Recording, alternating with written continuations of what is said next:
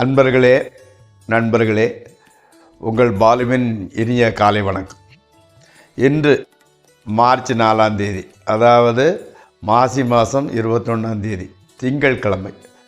அஷ்டமி திதி காலை 8:49 வரை, அதற்கு மேல் நவமி திதி.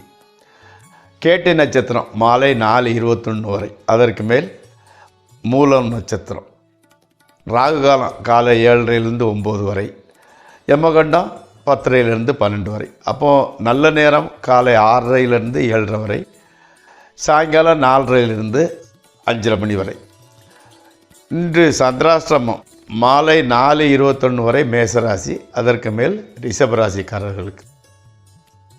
போடக்கூடிய கலர் வெள்ளை, போடக்கூடாதது பச்சை.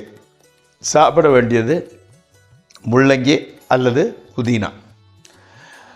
இப்பொழுது நண்பர்களே, 12 ராசி பலன்களை பார்ப்போம். முதலில் மேசராசி. அதாவது பெருந்தன்மையான குணம் இன்னைக்கு உங்களை பொறுத்தளவில் இருந்துக்கிட்டு இருக்குது. அதே மாதிரி பாடி லாங்குவேஜ் கூட எப்படின்னா, அந்த முரட்டுத்தனம் இல்லாமல் பெருந்தன்மையான ஒரு பாடி லாங்குவேஜ் தெரியுது. ஓகே, அப்போ நேரம் வந்தால் எல்லாம் மாறிடும்னுங்கிறது தியரி. ஆமாம். அடுத்து உங்களுக்கு எப்படின்னு கேட்டிங்கன்னா, பெரும்பாலும் கவர்மெண்ட் ஆஃபீஸர்கள், பெரிய பெரிய கவர்மெண்ட் ஆஃபீஸர்கள், அதிகாரத்தில் உள்ளவங்களோட தொடர்பு கிடைக்கிற போகுது. ஆமாம், அவங்க மூலம் பெனிஃபிட் கூட கிடைக்குது. இந்த நேரத்துக்கு சாப்பிட முடியறதில்லை. அது ஒன்றை தவிர மற்றபடி எல்லாமே இன்றைக்கி நல்லபடியாகத்தான் போய் கொண்டிருக்கிறது. அடுத்து ரிஷபராசி. சில நண்பர்களோட ஆர்கியூமெண்ட்டு, அதாவது விவாதம் பண்ணுறதுனால அவங்களோட ஃப்ரெண்ட்ஷிப் கட்டாக போகுது. அது அவ்வளோ ஒன்றும் நல்ல ஃப்ரெண்டுகள் கிடையாது, எல்லாம் நன்மைக்கு. அதே மாதிரி அலைஞ்சி தான் உங்களுக்கு அலைச்சல் திருச்சல் மூலமாக தான் காரியத்தை சாதிக்க வேண்டியது இருக்கிறது. கணவன் மனைவி உறவு நல்லா இருந்துக்கிட்டு இருக்குது. திருமணம் ஆகாமல் இருக்கிறவங்க யங்ஸ்டர்ஸ் காதல் வலையில் விழ வாய்ப்பு நிறைய இருந்துக்கிட்டு இருக்குது. ஓகே. அடுத்து மிதுன ராசி. தொழிலில் நல்ல லாபம். அதாவது முஸ்லீம் நாடுகளுக்கு பிரயாணம் செய்யும் வாய்ப்பு, இல்லை முஸ்லீம் ஏரியாவில் தொழில் செய்யும் வாய்ப்பு வருகிறது. அதனால் நல்ல ஒரு முன்னேற்றமும் அமைய போகிறது. பெரிய பணக்காரர்களோட தொடர்பு உங்களுக்கு நன்மையை அளிக்கிறது. வியாபாரிகளுக்கு நல்ல தருணம் இது. அடுத்த ஸ்டெப்புக்கு போகலாம். மனைவியின் ஆலோசனைகள் உங்களுக்கு ஹெல்ப்ஃபுல்லாக இருந்துக்கிட்டு இருக்கு. நல்ல ஒரு ஆலோசனை வழங்குறாங்க. ஆமாம். அடுத்து கடகராசி. கடன் வாங்கிறது அதிகரிச்சுக்கிட்டே போகுது. மேலும் மேலும் கடன் வாங்கிக்கிட்டே இருந்துக்கிட்டு இருக்கிறீங்க. உத்தியோகத்தில் ஒரு செக்யூரிட்டி, அதாவது வேலையை விட்டு எப்போ எடுத்துருவாங்களோ ஏது எடுத்துருவாங்களோங்கிற பயம் போய், சரி வேலை ஜாப் செக்யூரிட்டி உங்களுக்கு கிடைக்குது. அதனால் மனசில் ஒரு மகிழ்ச்சி. ஆமாம். அதே மாதிரி வசதியான வீடு, நல்ல காரு, அழகான மனைவின்னு உங்களோட அந்த எதிர்பார்ப்புகள் நீண்டுக்கிட்டே போகுது. அது நடக்கவும் செய்யும், அதில் மாற்று கருத்து கிடையாது. செலவு ஜாஸ்தி போய்கிட்டே இருக்குது, கொஞ்சம் பார்த்து செலவு பண்ணுங்க. அடுத்து சிம்மராசி. அதாவது நீண்ட நாளாக எதிர்பார்த்துக்கிட்டு இருந்தால் வாரிசு இல்லாதவங்களுக்கு வாரிசு உருவாகிறது. ஆமாம். சூழ்நிலை ரொம்ப மகிழ்ச்சியாக தான் இருந்துக்கிட்டு இருக்குது. உடம்பு கூட நல்லா இருந்துக்கிட்டு இருக்குது. வாகனம் சர்வீஸுக்கு விட்டு வாகனம் மூலம் செலவுகள் வரும். கணவன் மனைவி உறவு தான் சற்று பிரச்சனை, சின்ன பிரச்சனை தான். அதே மாதிரி வீடு கட்டுறது போட்ட லோன் சேங்ஷன் ஆகிடுது. அந்த லோன் சேங்ஷன் ஆகிடுது. நீங்கள் அடுத்த ஸ்டெப்புக்கு போகலாம். அடுத்து கன்னிராசி. அம்மாவிற்கும் மனைவிக்கும் கொஞ்சம் சிறு தகராறு. யாருக்கு சப்போர்ட் பண்ணுறதுன்னு உங்களுக்கு குழப்பம். அதனால் நீங்கள் அம்மா தான் நீங்கள் சொல்கிறத கேட்குறாங்க. ஆமாம். காலையில் ஆரம்பித்த பிரச்சனை அது தொடர்ந்துக்கிட்டே இருந்துக்கிட்டு இருக்குது. ஆமாம்.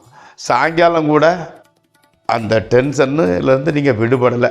கடவுளை வணங்குங்கள், ஓரளவு ஆறுதல் கிடைக்கிறது. அடுத்து துளாராசி. திடீர்னு ஒரு செலவு வந்துடுது. ஆனால் பணத்தை எப்படியோ ரொட்டேட் பண்ணிடுறீங்க. அதில் ஒன்றும் மாற்று கருத்து இல்லை. உங்களுக்கு டேலண்ட் இருந்துக்கிட்டு இருக்குது. புதுசாக ஒரு தொழில் சைடில் ஆரம்பிச்சிருக்கிறீங்க. அது நல்லபடி நடந்துக்கிட்டு இருக்குது. உங்கள் ஒய்ஃபு ரொம்ப சந்தோஷமாக இருந்துக்கிட்டு இருக்கிறாங்க. விளையாட்டு போட்டியில் கலந்து கொள்பவர்களுக்கு வெற்றி கிடைக்கிறது. ஆமாம், உங்களுக்கு நிச்சயமாக வெற்றி தான். எல்லாமே இன்றைக்கி நல்லா தான் போய்கிட்டு இருக்குது. அடுத்து விருச்சிக ராசி. கொடுத்த வாக்குறுதியை அவங்களால நிறைவேற்ற முடியலை. ஆமாம், பணம் கொஞ்சம் டைட்டாக தான் இருந்துக்கிட்டு இருக்குது. குழந்தை வீட்டில் ரொம்ப சேட்டை பண்ணுறாங்க. அதை தூக்கி உடைக்கிறது, இதை உடைக்கிறது நின்றுக்கிட்டு இருக்கிறாங்க. அவங்கள அடிக்கவும் முடியலை, அதட்டவும் முடியலை. செல்லாமல் வளர்த்துட்டீங்க. ஆமாம், அதே மாதிரி நெஞ்செரிச்சல் கொஞ்சம் ஜாஸ்தி வந்துக்கிட்டு இருக்குது. ஆமாம், சுடுதண்ணி குடிக்கிறது ரொம்ப நல்லது. அதே மாதிரி ஒரு ஆன்மீகத்தில் உள்ள ஒரு பெரியவரை சந்திக்க வேண்டிய ஒரு சூழ்நிலை.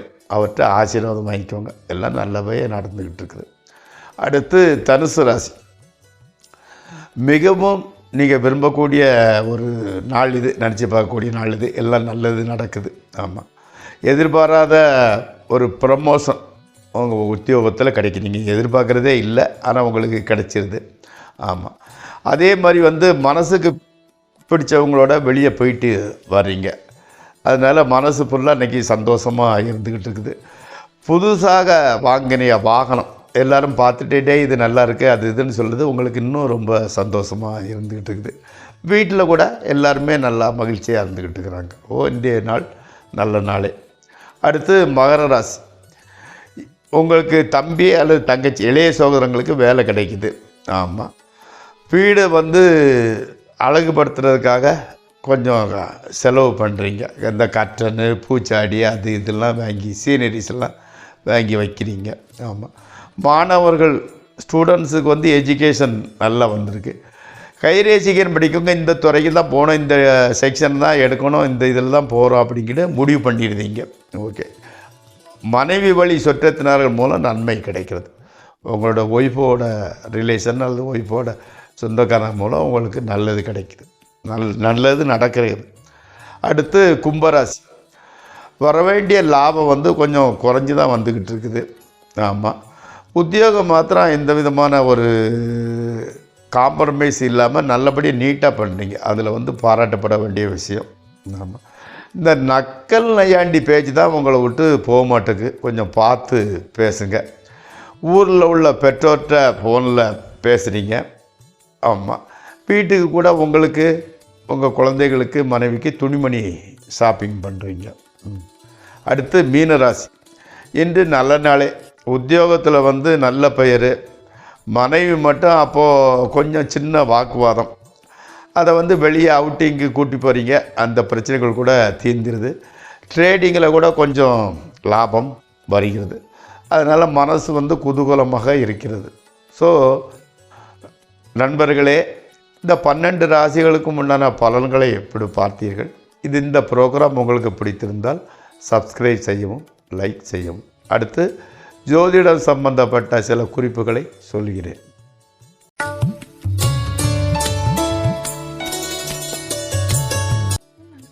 நண்பர்களே, சனி பகவானை பற்றி ஏராளமாக பேசிவிட்டோம். ஆனால் எனக்கு பிடித்த கிரகம் சனி. அதாவது இறக்கமுள்ள கிரகம் கூட சனி தான். அதனால் அப்பப்போ அவரை டச் பண்ணிட்டு போயிடலாம். அவரை பற்றி ஒரு சின்ன குறிப்பு. அதாவது சனி பகவான் ரகசியங்களை காப்பவர். இப்போ ஒரு வேலைக்காரனோ யாரோ டிரைவரோ சனி அம்சத்தில் உள்ள வச்சுக்கிட்டால் நம்ம பேசுகிறதெல்லாம் வெளியே சொல்ல மாட்டோம். ரகசியத்தை மெயின்டைன் பண்ணிக்கிடுவான். அதே மாதிரி சனி எப்படின்னா சூரியன் அஸ்தமனம், அதாவது 6, 6:30, 7 அந்த நேரத்தில் பிறந்தவங்களுக்கு அவங்க ஜாதகத்தில் சனி மகாதிசை வரும்போது மிகப்பெரிய பலன்களை செய்வார். உதாரணம் வாஜ்பாய்க்கு சனிக்கிழமை, அதாவது சாயங்கால நேரத்தில் பிறந்தவர்.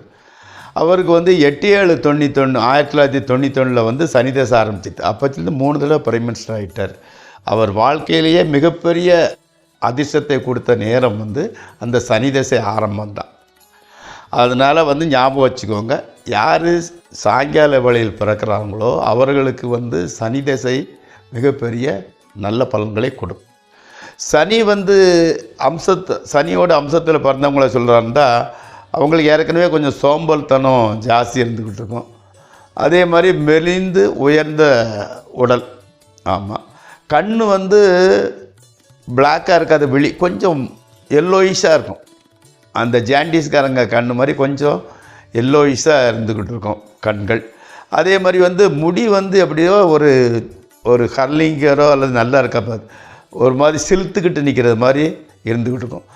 இப்போது எல்லோரும் வந்து சிலுத்துக்கிட்டு நிற்கிற மாதிரி பண்ணிக்கிட்டு தாங்க. அப்போ சனியினோட பவர் கூடிக்கிட்டு வருதுன்னு தான் கணக்கு. அது முடி வந்து சிலுத்த ரோமம்.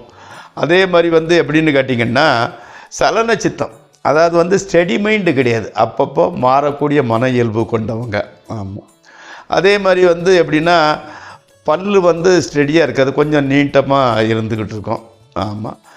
கடுஞ்சொல்கள் பேசுகிறது வந்து கொஞ்சம் ஹார்டாக பேசிடுவாங்க, அந்த வந்து பாலிஷாக பேசுகிறது வராது. ஆமாம்.